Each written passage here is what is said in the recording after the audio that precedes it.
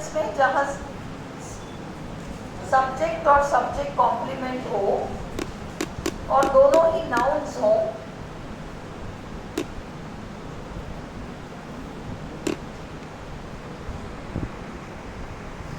वहाँ वो दोनों नाउन्स नॉमिनेटिव केस में होते हैं। वहाँ वो दोनों नाउन्स नॉमिनेटिव केस में होते हैं।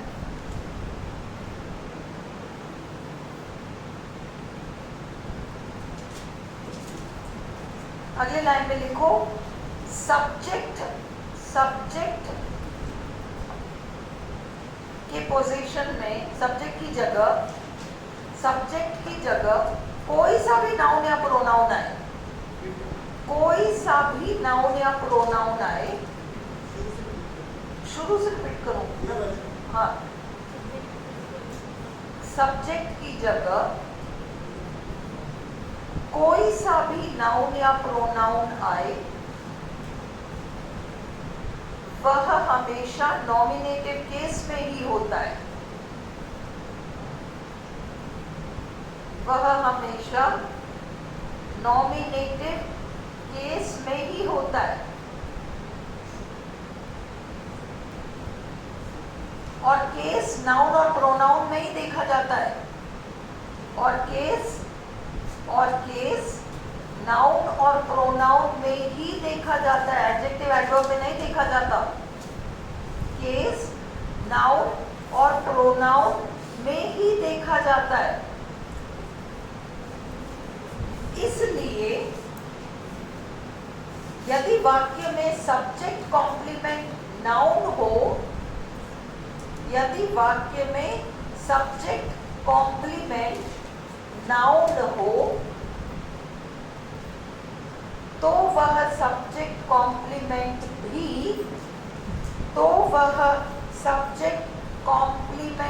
भी नॉमिनेटिव केस में ही होगा। नॉमिनेटिव केस में ही होगा। नॉमिनेटिव केस में ही होगा। परंतु वह सब्जेक्ट कॉम्प्लीमेंट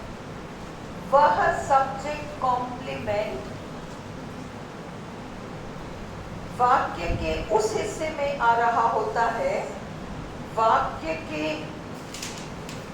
उस हिस्से में आ रहा होता है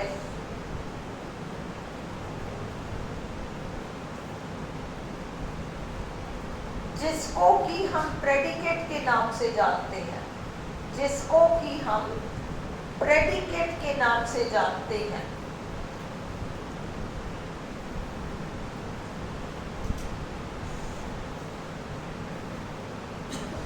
प्रेडिकेट के हिस्से में आया हुआ, प्रेडिकेट के हिस्से में आया हुआ subject complement noun, subject complement noun nominative case का तो होता है, नॉमिनेटिव केस का तो होता है, परंतु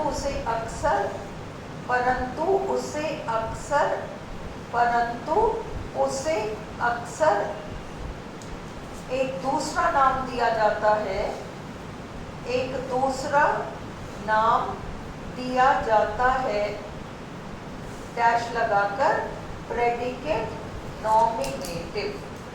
predicate PREDICATE predicate nominative, NOMINATIVE। अब समझ में आ गया? सौरभ देखो मैंने क्यों लिखाया कि यदि कॉम्प्लीमेंट नाउन नहीं हो, सपोज मैं कहूं, सुनो मैं कह रही हूं,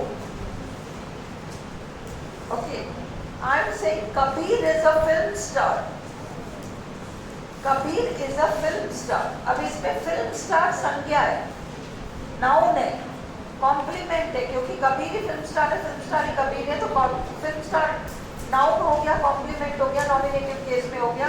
ज्यादा से ज्यादा प्रेडिकेट नॉमिनेटिव कह लो। पर अगर मैं कहूँ कबीर इज हैंडसम, तो कबीर ही हैंडसम है, हैंडसम ही कबीर है तो फिर भी हैंडसम कॉम्प्लीमेंट, परंतु वो नाउन कॉम्प्लीमेंट नहीं है, वो तो विशेषण कॉम्प्लीमेंट है। और नॉमिनेटिव केस और ये वाला केस तो सब नाउन और प्रोनाउन में होता है, एडजेक्टिव एडजेक्टिव में नहीं होता। समझ में? थोड़ा बहुत समझ में आया ना? चलो अब हम नेक्स्ट सेंटेंस देखते हैं। ये देखो, तो इसके वीवर कौन से केस में आया? Nominative case. तीसरा yesterday, अब इस सेंटेंस को देखो, yesterday आई करता, met क्रिया your uncle, वीडियो देख लेना, your uncle और यहाँ आया उसका पर्याय द डॉक्टर। क्रिया के बाद आया क्या?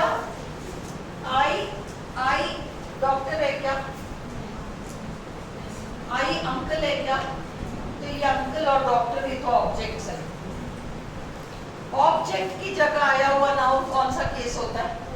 Objective case. तो ये डॉक्टर और ये अंकल ये सारे ऑब्जेक्टिव केस के हैं। सुनो समझो, ऑब्जेक्टिव केस के हैं। ये तो तेरा इस वाले सेंटेंस में राम सब्जेक्ट था और ये एपोजिटिव राम के बारे में कुछ बता रहा है, इसलिए ये सब्जेक्टिव केस में है, ये एपोजिटिव। और इस वाले सेंटेंस में आई करता है, मेट क्रिया है, अंकल ऑब्जेक्ट है और इस ऑब्जेक्ट का एपोजिटिव है द डॉक्टर, तो डॉक्टर भी ऑब्जेक्टिव केस में है। ये क्लियर है या नहीं है? ये भी ऑब्जेक्टिव केस हो गया। Have you seen, क्या तुमने देखा है? ये क्रिया तो इधर ही रह गया, कर्ता क्रिया इधर रह गए। अब ये वापस the artist MF Hussein's apostrophe S, apostrophe S में आया हुआ संज्ञा पोजेसिव केस या जेनिटिव केस कहलाता है। अलग ही केस है, देख लो, ये apostrophe S आ रहा है ना। अब इसके ये जेनिटिव केस GENITIVE जेनिटिव केस या पोजेसिव केस कहलाता है। जेनिटिव केस या पोजेसिव केस कहलाता है। अपॉस्ट्रोफी एस वाली संज्ञा है ना, MF हुसैन्स, तो इसलिए वो जेनिटिव केस हो गया, जिसको हम दूसरे नाम से जानते हैं पोजेसिव केस। ये भी क्लियर है? अगला देखो, do you know about his favourite hobby, और ये सिंगिंग हॉबी के बारे में आ रहा है। ये देखो यू करता यहाँ रह गया, पे अटेंशन हियर, यहाँ बोर्ड पे देखो, यहाँ देखो, ये करता यहाँ रह गया, ये क्रिया यहाँ रह गया और उसके बाद आ रहा है हॉबी और सिंगिंग। तो यू जो है हॉबी भी नहीं है, यू सिंगिंग भी नहीं है, ये ऑब्जेक्ट है, ऑब्जेक्टिव केस है। उसी तरह से शी इज वाज वर्ड के बाद आया हुआ बेस्ट फ्रेंड या सीमा, कौन से केस में पढ़ेगी? अभी इतना लंबा चौड़ा लिखा है मैंने, कौन सा केस है? कैसे?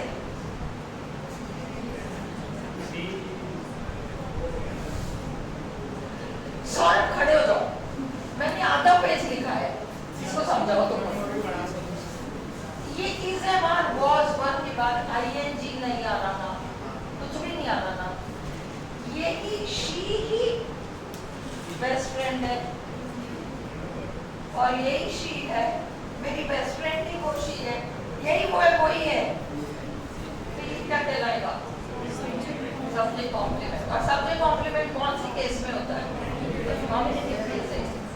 ज्यादा से ज्यादा आरपीएससी कहेगी प्रेडिकेट नॉमिनेटिव, इससे ज्यादा नहीं घुसेगी ना। यही तो है, यही चीज तो तुम्हें क्लियर नहीं थी, अभी भी क्लियर नहीं है क्या? घर जाके आज वीडियो देख, कल देखना, सुबह अपलोड करती, सुबह हो जाती। He gave his son, ये देखो, ये आया करता, ये आया करता, ये आया क्रिया, क्रिया के बाद आया ये, तो ये ऑब्जेक्टिव केस हो गया। ही जो है वो मोहन नहीं है, इसमें मोहन ऑब्जेक्ट है तुम्हारा, सन भी ऑब्जेक्ट है, ये ऑब्जेक्टिव केस हो गया। क्लियर हो गया? थोड़ा थोड़ा क्लियर हुआ? कल मैं आपको एक मिक्स एक्सरसाइज दूंगी, है ना, जिसके भी पास हो मुझे सुबह अवेलेबल करा देना, जिसमें कि हमने केस वाला किया था, इवनिंग में भी किया है, सुबह भी किया है हमने केस वाला पूरा। तो तुम लोग को होमवर्क के लिए वो मैं दे दूंगी। हाँ होगा। हाँ देखो देखो इसे कितना साफ लिख रखा है, नॉमिनेटिव केस। तेज से क्विक लेके डाल दो, बस काम कर दो। हैं? कहाँ ढूंढ लेते हो? है? हाँ हाँ ढूंढना पड़ेगा क्या?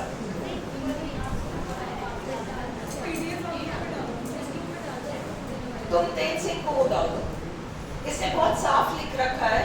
लिसन लिसन, मेघाली ने नॉमिनेटिव केस, ऑब्जेक्टिव केस सारा इसने नीटली एक्सरसाइज लिख रखा है। तो तुम लोग क्या करना, उसको तेज सिंह तुम डाल देना ग्रुप में। तुम लोग होमवर्क भी कर लो, मेरी बात सुन लो ना। तो नॉमिनेटिव केस, ऑब्जेक्टिव केस वाला मेघाली का साफ लिखा हुआ है, हैंड रिटन, उसको वो दूसरे ग्रुप में तेज सिंह के डालते। तुम लोग उसको छांटो कि तुमसे हो रहा है या नहीं, तो तुम कल शाम को बता पाओगे कि तुम्हें समझ में आया या नहीं। नहीं आया तो दोबारा करेंगे और क्या होगा। बड़ी बात क्लियर। हाँ